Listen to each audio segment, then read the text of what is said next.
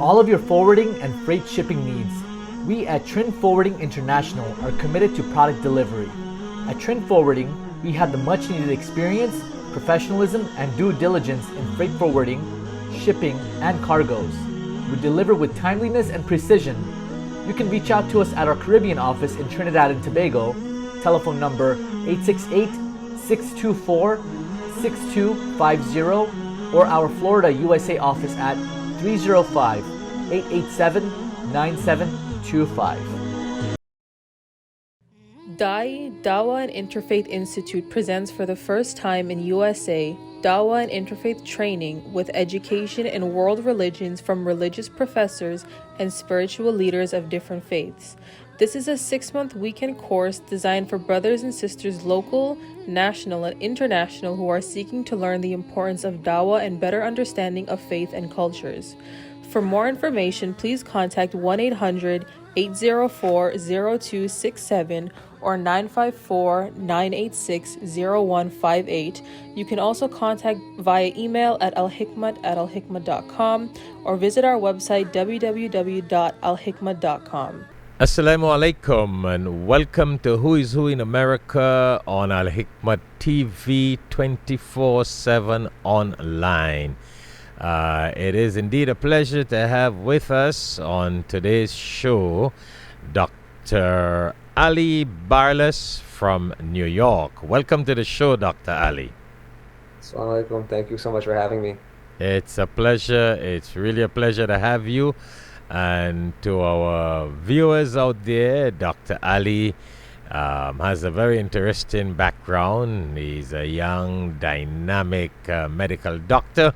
So stay tuned as we talk to him about his background, his vision, his mission, and what he hopes to achieve in life as a medical doctor. So welcome back to the show, Dr. Ali. Thank you so much for having me. Good. Nice to be here.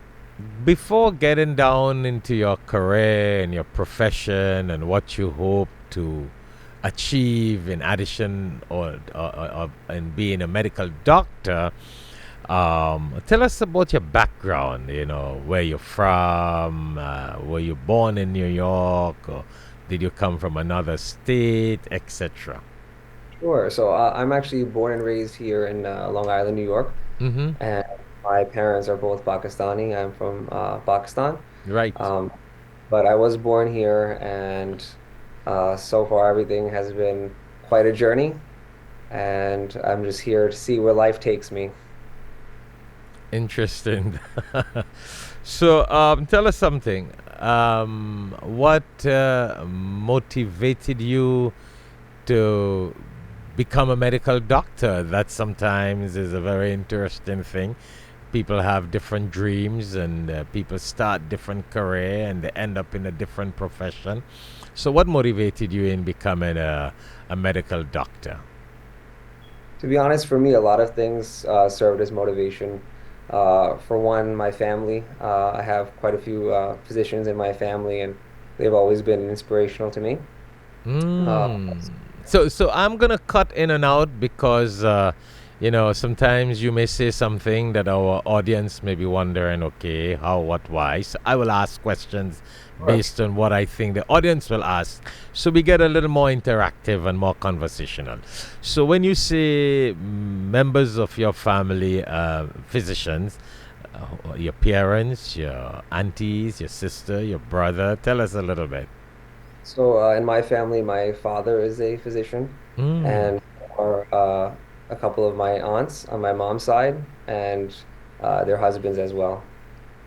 That is interesting. So you are from a medical family background, which makes it very interesting. Definitely so. Good. So, so suppose that's what motivated you to become a medical doctor. Yes, definitely. My family was my motivation, seeing how they work, how they bring such impact to their patients, and how great they are as people. Definitely drove me to pursue the same thing of medicine. And just talking about your family, because we're going to get down to you a little more in details. what are some of the different areas that they are experts in? So my father is a critical care physician that basically involves care of patients who are basically about to die. Their organ systems are failing them, and they basically need to be saved and rescued. Things can be very difficult in that field, but it is very dynamic and extremely rewarding. My aunt Sheba, she is a psychiatrist, and that deals with mental health. It's also a very important field, and although different from critical care, I feel just as important. My other aunt, Saba, she is a family medicine doctor, and they basically care for patients uh, in a clinical and outpatient setting, typically. And both of my uncles are internists, and one is specifically practicing in sports medicine. So it's quite a range of different fields there. That is interesting, very interesting. And the more you explain, it's the more it makes me understand why you wanted to be a doctor and why you need to be a doctor. You are in that medical family background, so you had to do that. That is superb. What area are you specialized in? So I have just recently graduated medical school. I've had exposure to pretty much majority of the medical specialties. And during this time, it's called the match season. And so we are applying to different, it could be different specialties, but it's definitely different programs around the United States. And so I have some interests in where I want to go. I'm applying into the field of obstetrics and gynecology. And for that, the, I guess, season is very competitive, and we'll see where I end up being in the next couple of months, inshallah. Okay, okay. Well, now that you have mentioned that, that leads me to another question. Um, being a guy, so you want to you want to specialize as a gynecologist. That's what you're saying. Yes. Okay, that's interesting. So are you married by chance? No, I'm single. You know, reason why I'm asking all these questions, we got all these viewers out there all over the world. I mean, you may have some interesting prospects. They're looking at a young medical doctor graduated. So you may have a lot of other doctors.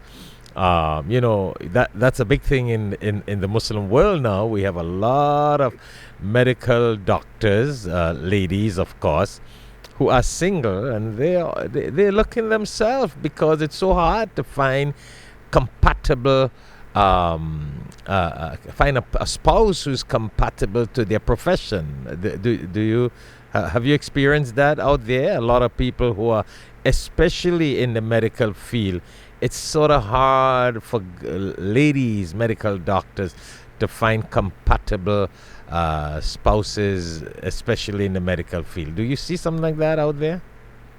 Definitely, it is difficult, especially when you're in this I guess schooling process where it's extremely demanding. You know, your whole life is dedicated to this, so to have the time to cultivate a relationship is definitely difficult. And then to find somebody that also understands what you're going through is even more difficult. So you're definitely right about that. There is something going on there. Yes, yes, a compatible person to be a spouse can be a very difficult thing in nowadays time.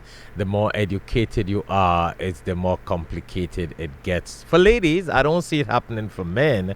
I see it really happening, and it is not a disadvantage to the ladies. It's more a problem with the men, which means that the men are not coming up to standard in that educational level to match the ladies out there. Right. From that perspective, it's definitely an issue, like you said, for women to find men that are at the same, I guess, educational level and background as them. And it also goes both ways for, I think what happens is in today's society, there's too many options now with social media and things like that, and people's expectations become a bit unreal. And so for that reason, I think that they're barring themselves from finding, meaningful relationships. That sounds interesting. I think as a young graduate, a medical doctor, you have a lot to play in society now because it's a whole different world. People like you can be very motivational to other young doctors and other university students who want to become medical doctors.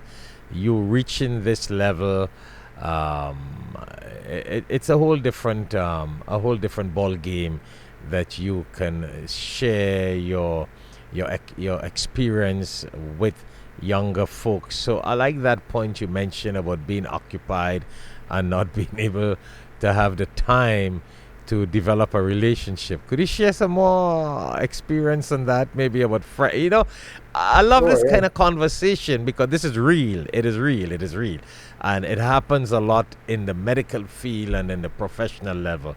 So share some more examples on that. Friends, associates that you know who are doctors or professionals, basically doctors, and you have seen them finding a hard time to find a compatible spouse.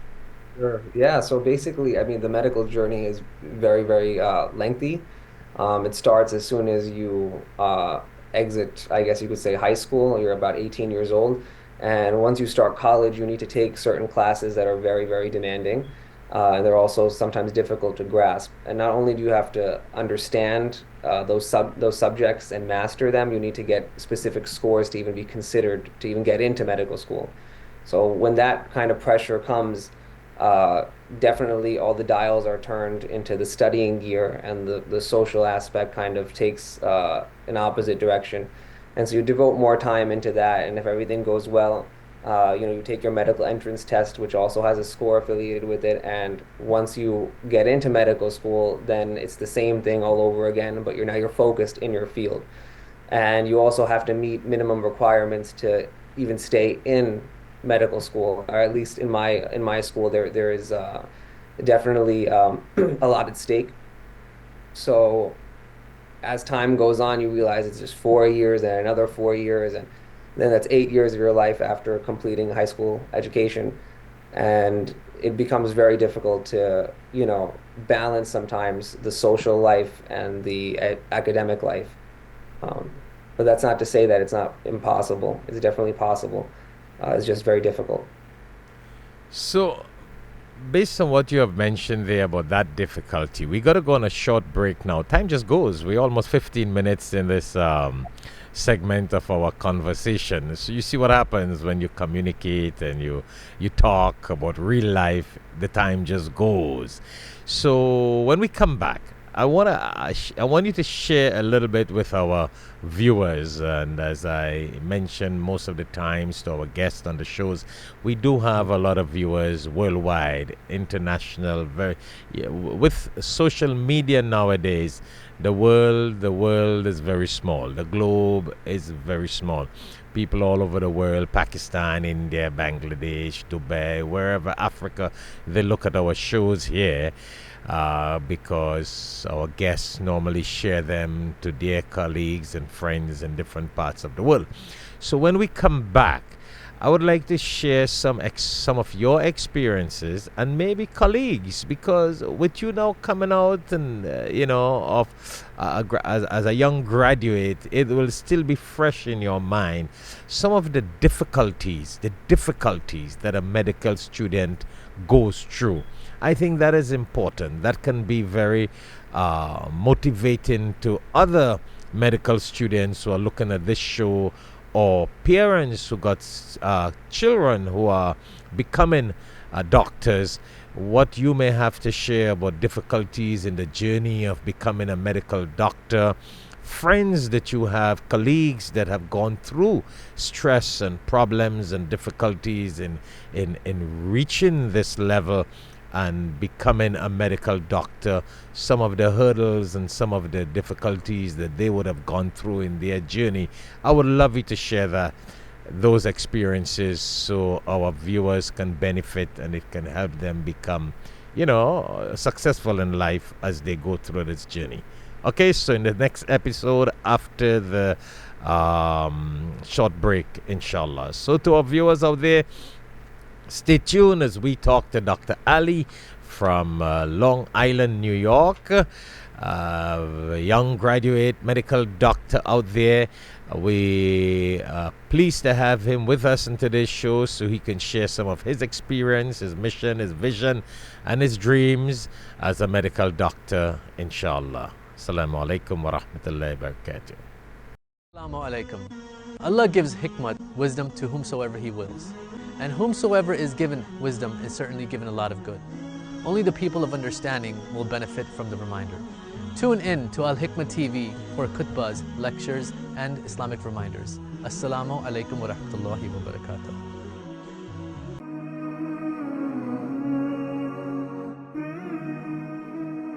In the Quran, in chapter 5, verse 67, Allah tells the Prophet sallallahu alaihi wasallam, Bismillahir Rahmanir Rahim, Ya ayyuhar Rasul, balligh ma unzila ilayka min rabbik, wa illam taf'al, fama balagta risalatahu.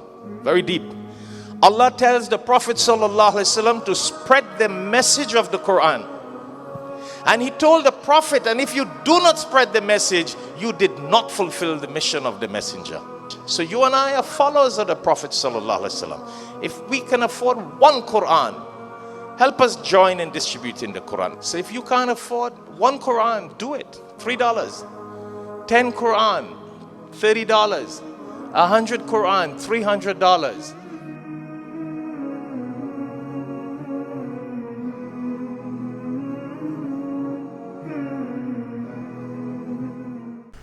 Assalamu alaikum and welcome back to Who is Who in America on Alhikmat TV 24/7 online. Once more, it is a pleasure to have with us on today's show Dr. Ali Barlas from Long Island, New York. Welcome back to the show, Dr. Ali. Welcome, assalam. Thank you so much. Good. It is a pleasure again having you on the show. So, before we went on a short break, we were talking about some of the difficulties that people go through in becoming a medical doctor. Could you share some of that with our viewers and audience? As I said before, parents looking at this show who got, children becoming medical doctors or young students who are becoming medical doctors, what you have to share can be very motivating to them. So tell us some of the difficulties you would have gone through, or friends and other colleagues that became medical doctors, what experience they would have gone through in this journey to becoming successful as a medical doctor. Definitely. So I think one of the major difficulties in becoming a doctor is being adaptable. And this goes for me and for my colleagues and friends that I shared the journey with. Me specifically, I went to a Caribbean medical school called Ross University. We were in Barbados for about a year and a half of our first year of medical school. And it is definitely a big change, transitioning from what we have in the United States and then moving to a different country where it's definitely things aren't the same. And so even if you are in medical school in the United States, just being able to roll with different things that can happen is extremely important. And then that kind of thing produces a stressful environment. So you also have to see if you're able to handle the stresses of things, of curveballs being thrown your way. So at Ross, before I started, there was a hurricane that came through the islands. And before Barbados, Ross was in Dominica. And so a lot of my colleagues that were seniors to me, they had to transition from being on the island to being on a boat, actually. And as you can imagine, internet was definitely a problem, among other things, space and stuff like that. But those students definitely continued to push through.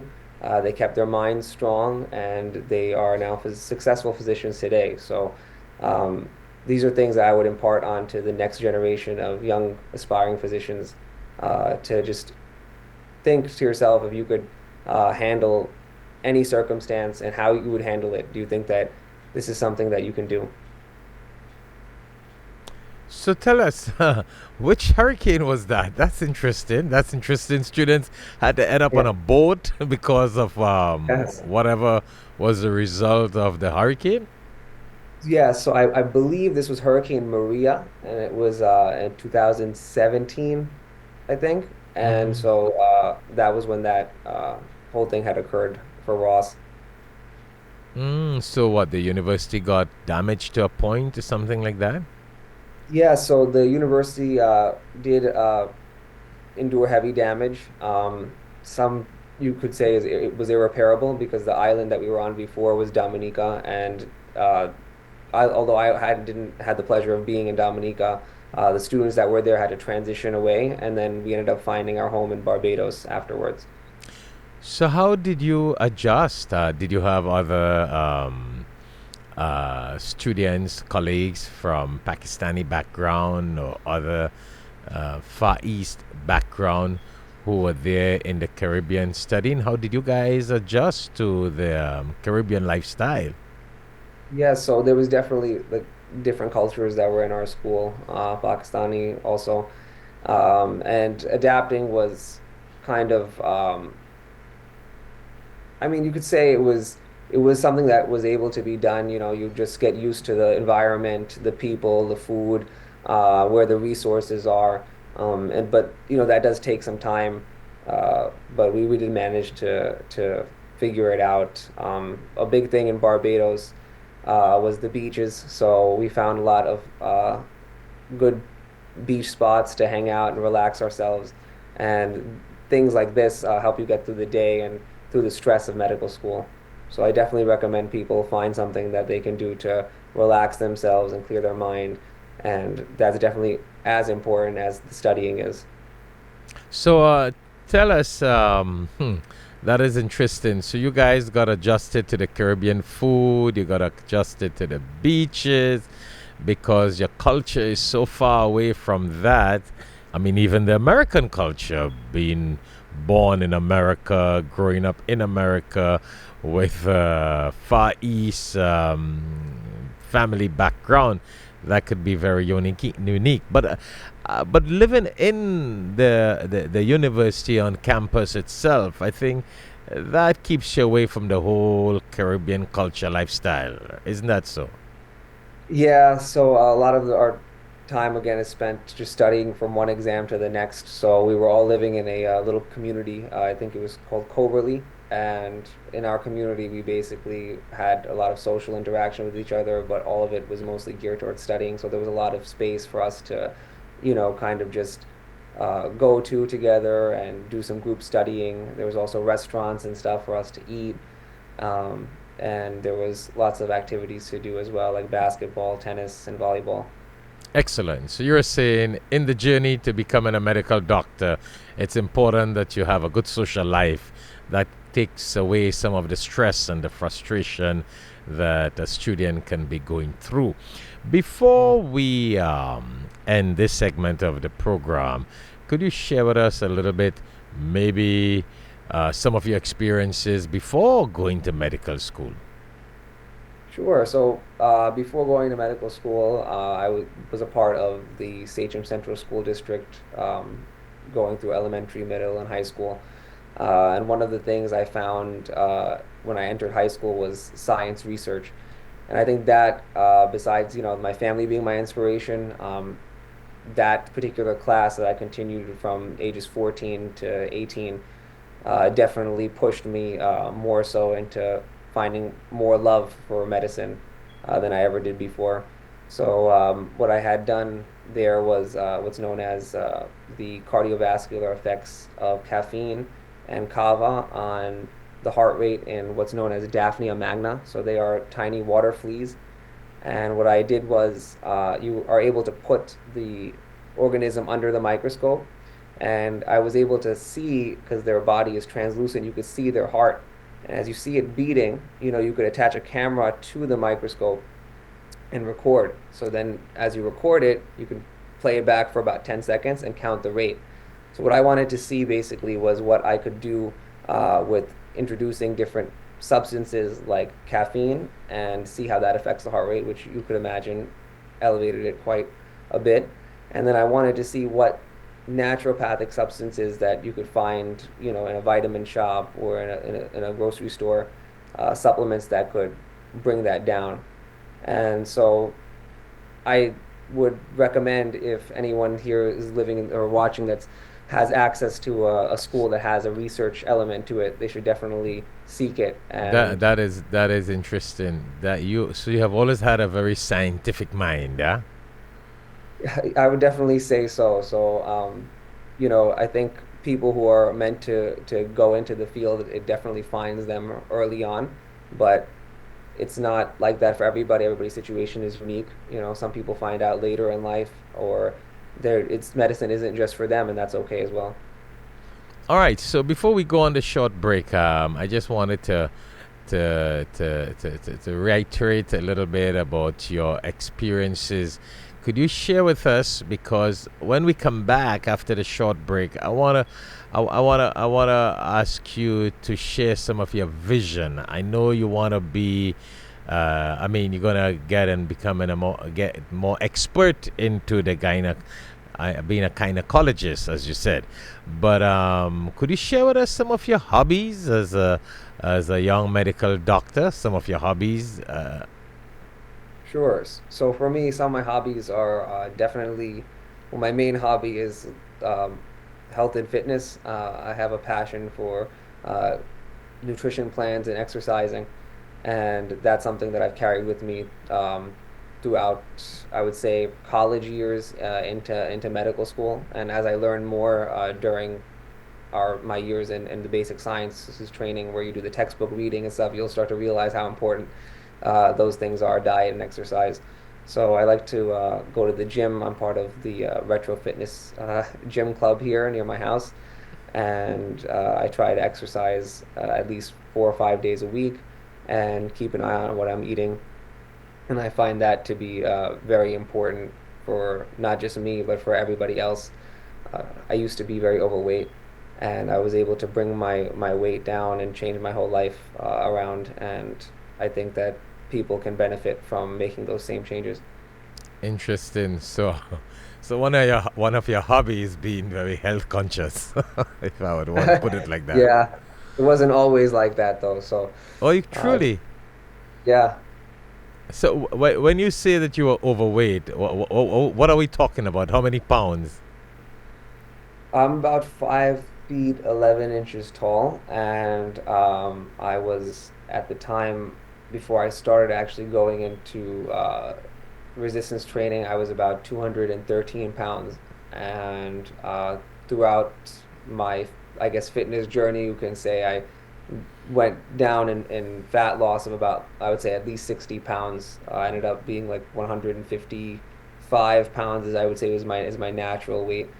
Um, and for my height, that I believe that's like a normal BMI. That's superb. That's superb. You send me back to my own self. I was approximately 255 once. Wow. 255 pounds. Never went on a diet. Never went on a diet. I'm now 200. Never went on a diet. I just started eating right. Yep. And Eating that's right. Huh? right is everything. Yeah, it's definitely, when I was overweight, it was lots of processed food, but really you could eat some processed food. It's just the frequency that you eat it that makes all the difference, and how much you intake it. So Yeah, because definitely. in our profession as lecturers and doing all these community services, one of the first thing that you've been offered is food, and Yeah. it's a lot of carbohydrates and all the different things. So what I started doing, and I mean, you're talking about doing 3 programs, 3 functions, 2 3 weddings for the day. People start getting married from 10 o'clock in the morning, another wedding 2 o'clock, another one 6 o'clock, and every program you gotta eat when you go. So at one point in time, when I were in my 30s, I was 255 pounds plus, and I'm 6 feet one. So here was going on. It was really overweight. But all I started doing, as a doctor, and I love that point that you shared, that eating right. I just started eating salad before I ate my food. I go to the place. They will normally pass the salad last. I'll request my salad first, because the whole system is so wrongly designed. The salad will be the least thing. It will be passed last. Yeah. So I started requesting my salad first. Then I started requesting things like soup. They may have what we call dal, right? Chickpeas. And so those things, I would start requesting it first, rather than a plate of rice and all the roti and all the bread.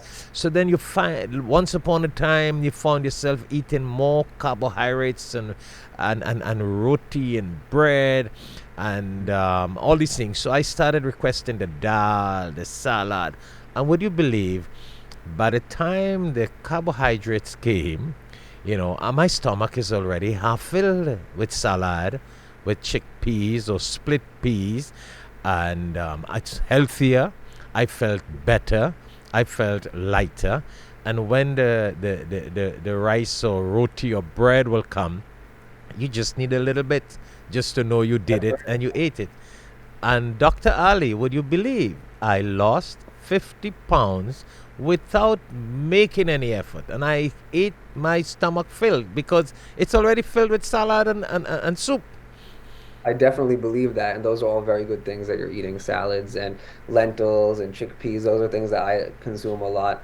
Not as much salad. I like the lentils and chickpeas a bit more, but definitely salad is very good for you. And if you can, like you said, with the way I guess society has diets now, you'll have more of the carbohydrates and complex carbs and less of the vegetables.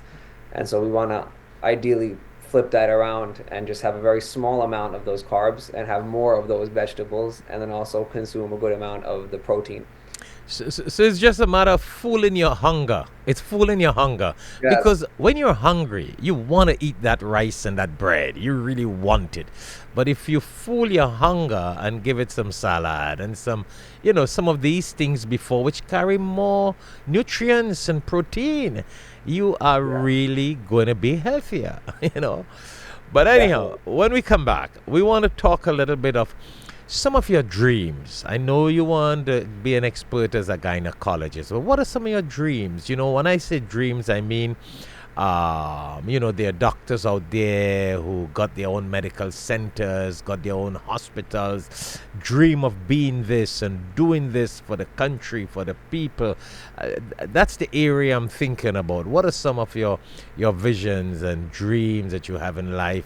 Because when you come out of university and you're a young doctor, you have so many different dreams in life that it will be interesting for you to share it with our viewers. All right? So to our viewers out there, stay tuned. When we come back, we'll continue this conversation with Dr. Ali from Long Island, New York, inshallah. Assalamu alaikum. Allah gives hikmat, wisdom, to whomsoever He wills. And whomsoever is given wisdom is certainly given a lot of good. Only the people of understanding will benefit from the reminder.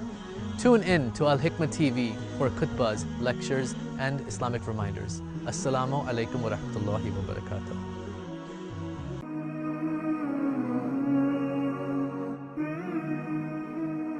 In the Quran, in chapter 5, verse 67, Allah tells the Prophet sallallahu alaihi wasallam, Bismillahir Rahmanir Rahim, Ya ayyuhar Rasul, balligh ma unzila ilayka min rabbik, wa illam taf'al, fama balagta risalatahu. Very deep. Allah tells the Prophet sallallahu alaihi wasallam to spread the message of the Quran. And he told the Prophet, and if you do not spread the message, you did not fulfill the mission of the messenger. So you and I are followers of the Prophet sallallahu alaihi wasallam. If we can afford one Quran, help us join in distributing the Quran. So if you can't afford one Quran, do it. $3. 10 Quran, $30. 100 Quran, $300.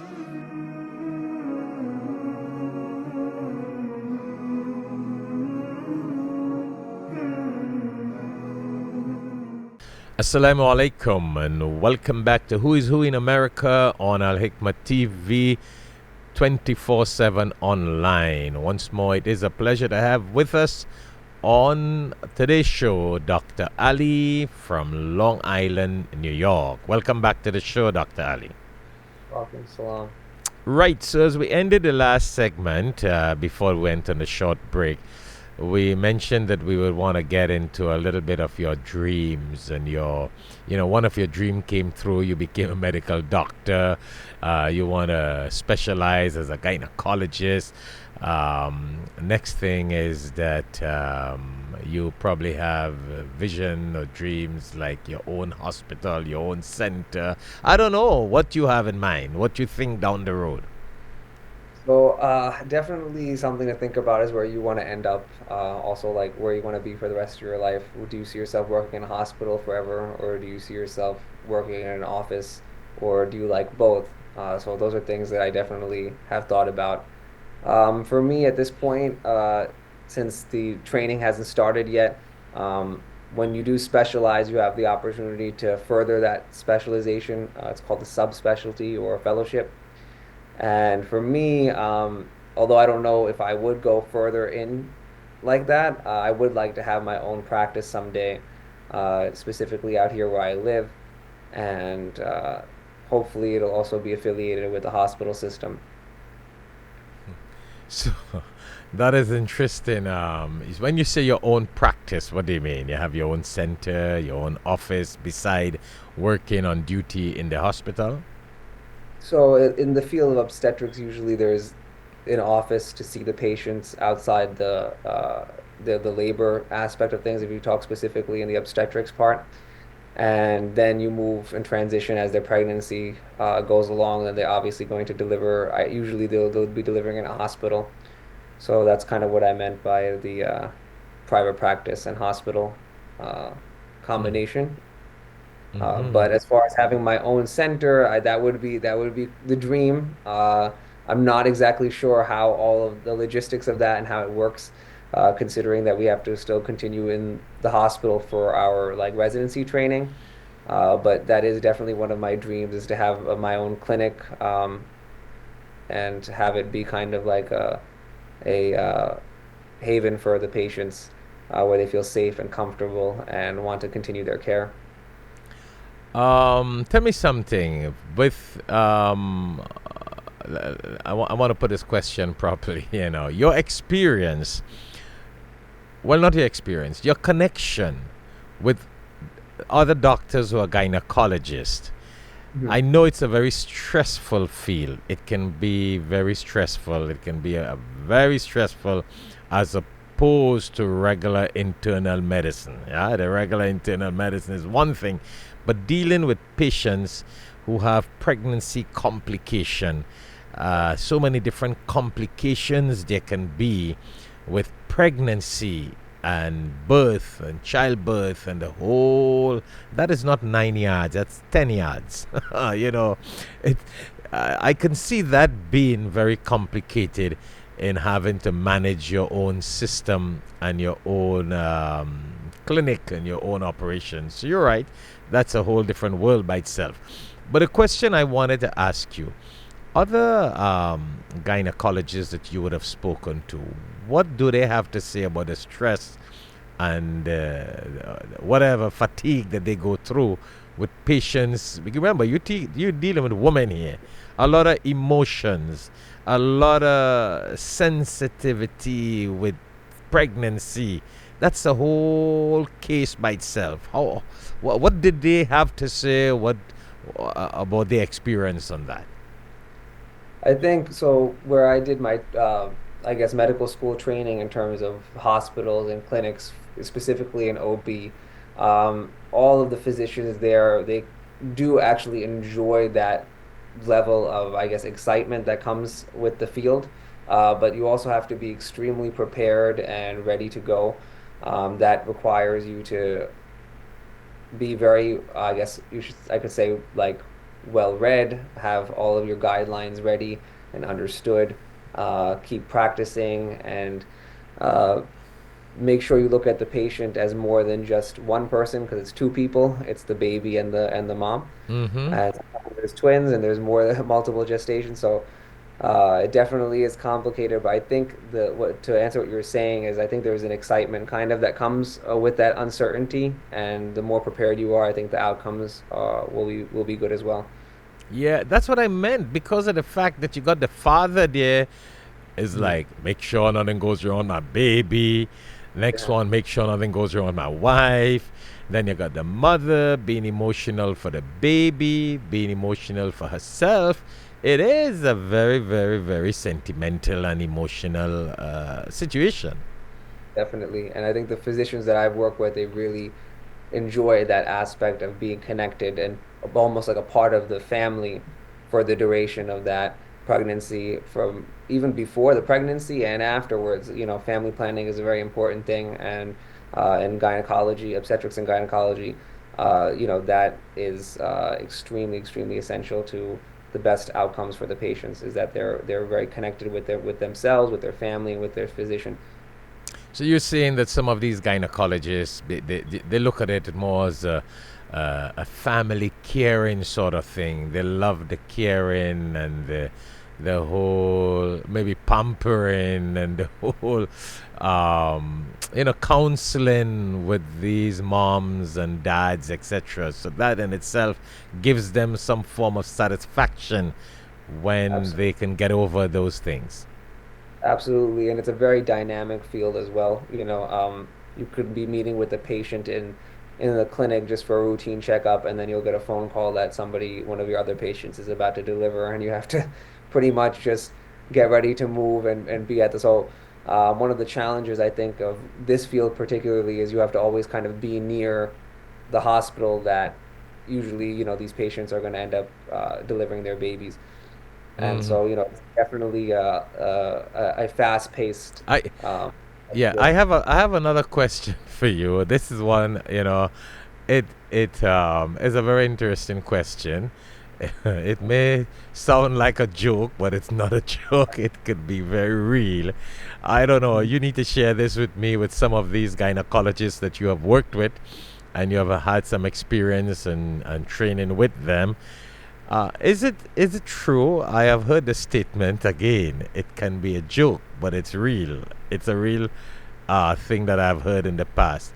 Is it true that some gynecologists get immune to their profession so much that they don't care to get married? I'm asking I a kind of honestly, very technical question here. I don't, I don't know the answer to that, because I haven't, I guess, started practicing. Got that those physicians that you're mentioning. Honestly, I don't think that they uh, I elaborated on it, at least during my clinical training. They never really talked about it, but there's definitely some sort of immunity, I would say, that comes with any field of medicine, in terms of like what you see every day. And some things don't, I guess, like surprise you, if that's you know something that you're referring to. But I'm not sure how to But answer you follow that. what I'm saying? I'm just saying from other gynecologists, because of them dealing with moms. I'm talking about moms and delivery. They get so immune to it. Some of them may also get emotional because they don't want their wives and their children to be going through what can possibly happen. So it's a kind of very technical thing. And what I'm saying is that I know you have not been through it as yet, but if you have heard from the other experts in that field anything around that area. Yes, so from the experts' perspective, at least the ones that I've worked with, they definitely, you'll notice when they're in their rhythm or their groove. Let's say, for example, in the operating room, they maintain a straight demeanor, and they just get through what they need to get through. And you could see that they're not letting their emotions kind of get in the way of what they're doing. And so I think that's definitely something that comes with any field of medicine, not just obstetrics and gynecology. It's just something that you have to do to make sure your patient is safe, and you uh, get them through what's going on with them, basically. So, bottom line, they just keep the profession separate from their personal emotion. It's definitely hard to do that, especially in the moment. But from what I've seen, always in the moment, let's say like on the operating table or in the hospital with a patient that's, acutely ill, you have to maintain that composure always. And then afterwards, you kind of react to it the way you feel like it's appropriate. But they definitely don't cross in between. Sometimes, though, emotions are going to creep in. They probably are happening to those physicians that I've worked with. But I think that they use it as motivation to get through. Interesting. Well, we have come to the end of our time.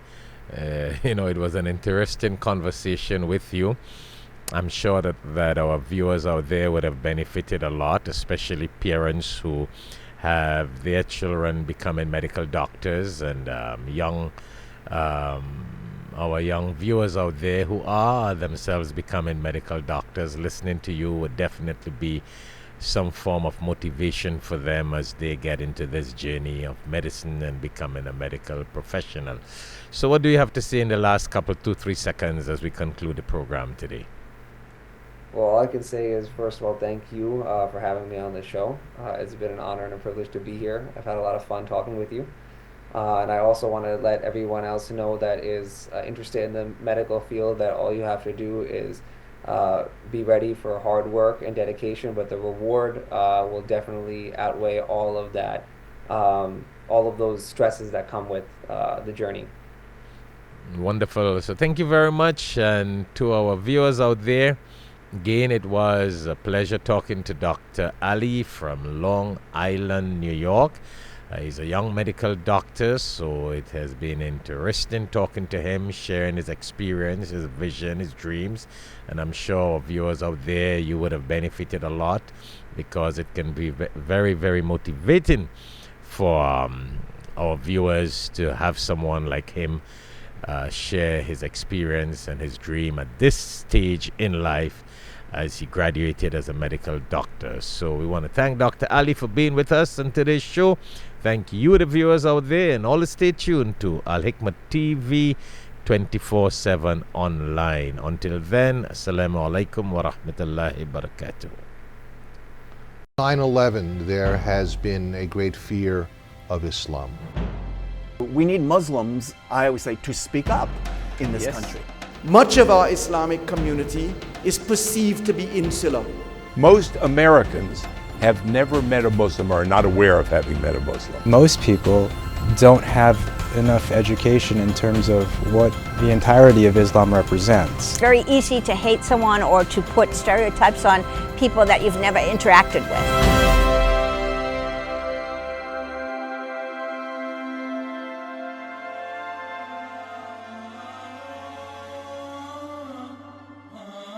But do you think if Muslims were more integrated in society, in America, in the United States of America, then there would have been less anti-Muslim scenario?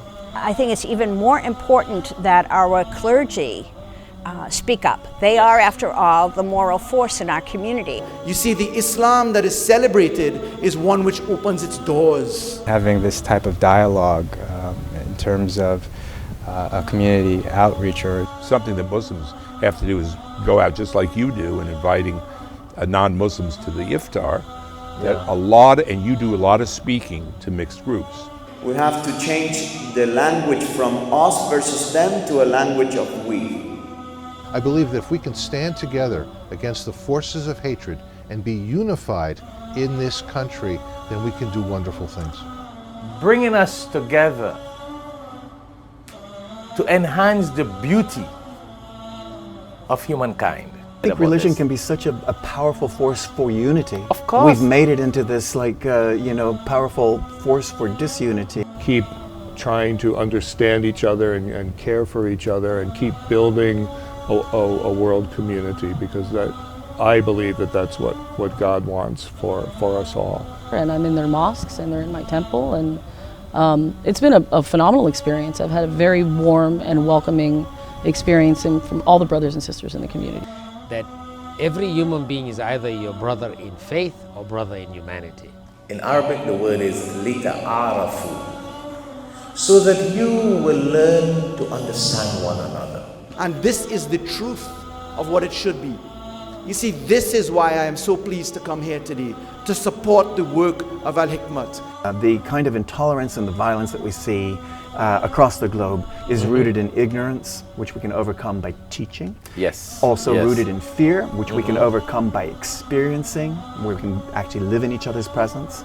You know, it's rooted in this myopic kind of my way only, rather than this understanding that maybe all of us have more in common, and at the core of who we are is this truly global family that we belong to. I'd like to say what a joy and pleasure it is to have Shaikh Shafayat as my friend, as my teacher, as my co-worker in the vineyard of Allah, God, where we work together to make this world a better place, to do God's work, to do the work which we are commanded to do as human beings. The Prophet, peace be upon him, says, those people whose shughul, whose occupation is in learning Quran, teaching Quran, spreading the message of the Quran, without asking Allah for anything, Allah grants it to them. Please, you know, as we live in this world, we can check how many businesses we have and how many accounts we have and how many properties we have. Let it be that the angels count how many Quran you distribute in the path of Allah. So if you can't afford one Quran, do it. $3. 10 Quran, $30. 100 Quran, $300.